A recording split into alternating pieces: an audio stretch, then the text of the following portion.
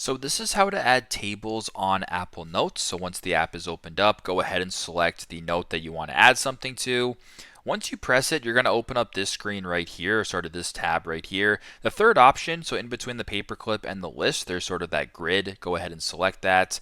Now what this is going to be doing is adding your tables. So right now it defaults to a 2 by 2, but if you press the three dots on the top right here, you can go ahead and add columns if you want. So you can make it, larger this way. On the left side, you can go ahead and add rows as well, and do what you got to do. So if you wanted to type stuff into the table, you can go one, I don't know, two, three, etc. And you can kind of fill it out that way. So pretty simple, pretty straightforward. That's how to add tables in Apple Notes. I hope this helps.